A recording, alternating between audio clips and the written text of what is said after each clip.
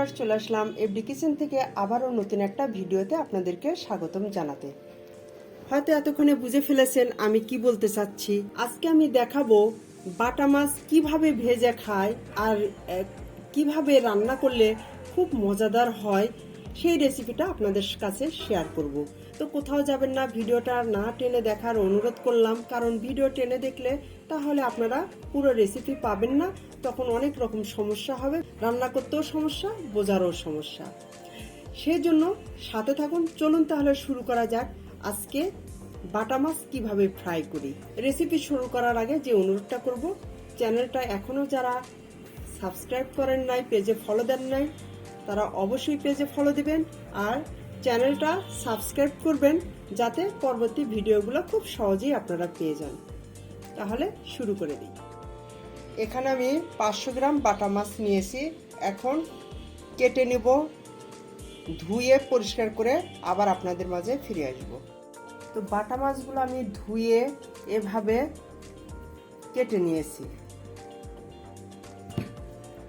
এখন আমি এর ভিতরে দিয়ে দেব সামান্য পরিমাণ লবণ আর দিব হলুদ গুঁড়া।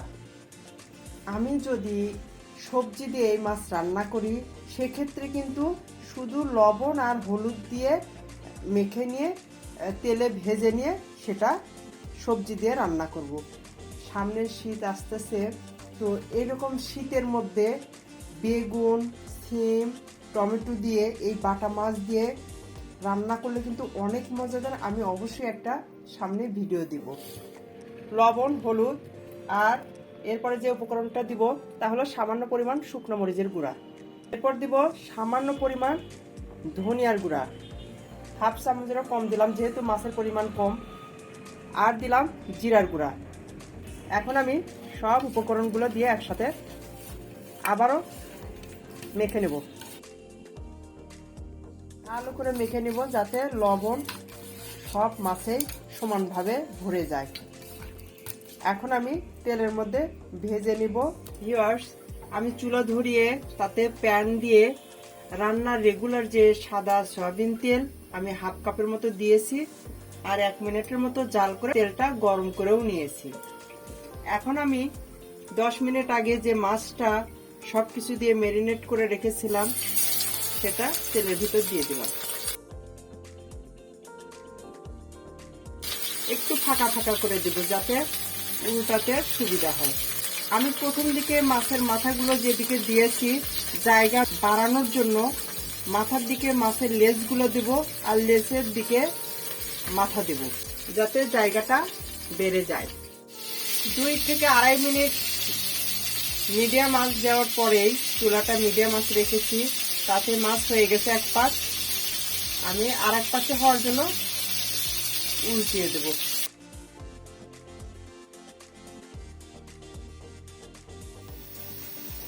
তো আমি মাছগুলো ঘুরে ফিরে এপাশ ওপাশ করে সুন্দর করে ভেজে নিয়েছি। আপনারা চাইলে কিন্তু এই অবস্থাতেও ভাত দিয়ে, গরম ভাত দিয়ে খেতে পারবেন। কাঁটাটা পর্যন্ত এতটা মুসমুসে হয়ে গেছে। এই যে দেখুন কি অবস্থা, অনেক সুন্দরভাবে ভাজা হয়ে গেছে। এখন আমি তুলে নেব।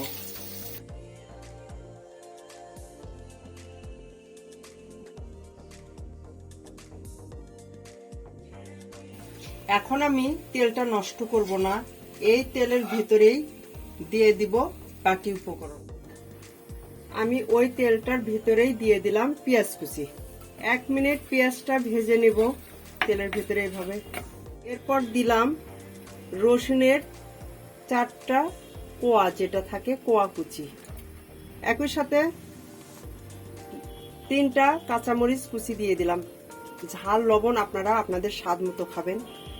আর মাছের সাথে আমি আগেই একটু শুকনো মরিচ গুঁড়ো দিয়েছিলাম, যে কারণে আমি কাঁচামরিচটা কম দিলাম। আমি এই 3টা উপকরণ ভালো করে তেলের মধ্যে আবারও 1.5 মিনিটের মতো ভেজে নেব।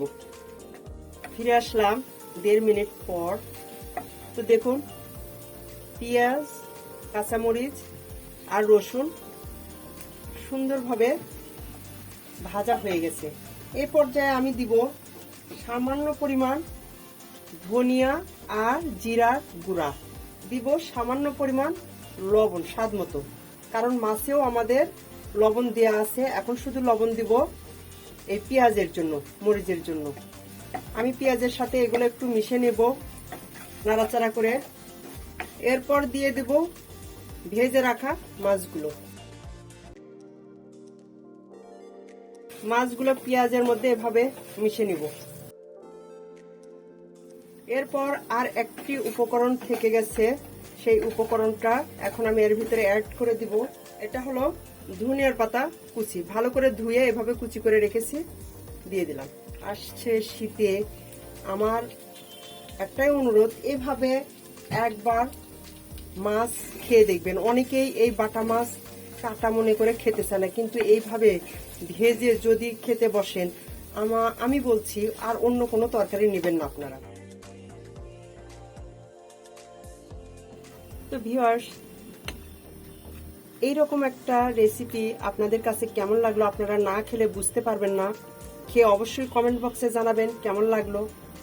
আর আমার এই ভিডিওটা যদি আপনাদের কাছে ভালো লেগে থাকে তাহলে আমার চ্যানেলটা সাবস্ক্রাইব করবেন, পেজে ফলো দিবেন, আর বন্ধু ফ্যামিলিদের সঙ্গে সবার সাথে শেয়ার করবেন, যাতে খুব সহজেই আপনার মতো এই ভিডিওগুলো তারাও পেয়ে যায় এবং দেখতে পায়। তো আজকে এখান থেকে বিদায় নিতে চাচ্ছি। আবারও নতুন কোনো রেসিপি নিয়ে আপনাদের মাঝে হাজির হয়ে যাব। সে পর্যন্ত আপনারা ভালো থাকুন, সুস্থ থাকুন। আপনাদের জন্য দোয়া অবিরাম, আপনারা অবশ্যই আমার জন্য দোয়া করবেন। আল্লাহ হাফেজ, আসসালামু আলাইকুম।